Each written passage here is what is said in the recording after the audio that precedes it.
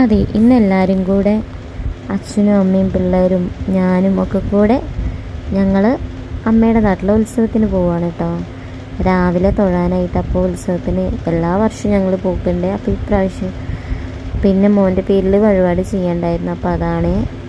അങ്ങനെ ഞങ്ങൾ അവിടെ അമ്പലത്തിലൊക്കെ എത്തി.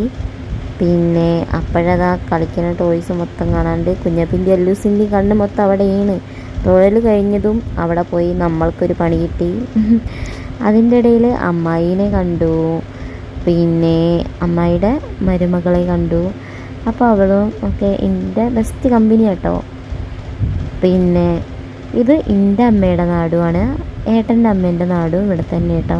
പക്ഷേ ഞങ്ങൾ രണ്ടുപേരും അമ്മയുടെ നാടും അമ്മേൻ്റെ വീടും ഒക്കെ ആയിട്ട് പഠിച്ചതും വളർന്നു ഇവിടെ ആയിട്ട്. ഞങ്ങൾ ഇതുവരെ കല്യാണം കഴിയുന്നതിന് മുന്നേ അല്ല, ഞങ്ങൾ മുൻപരിചയം പോലും ഇല്ലായിരുന്നു കേട്ടോ. അതാ ഞാനൊരു പിന്നെ അതിൻ്റെ ഇടയിൽ ഒരു കൊറിയർ അയക്കാണ്ടായിരുന്നു ആനിവേഴ്സറിയുടെ. അപ്പോൾ അത് വന്ന പാടെ കൊടുത്തയക്കാൻ നിന്നു.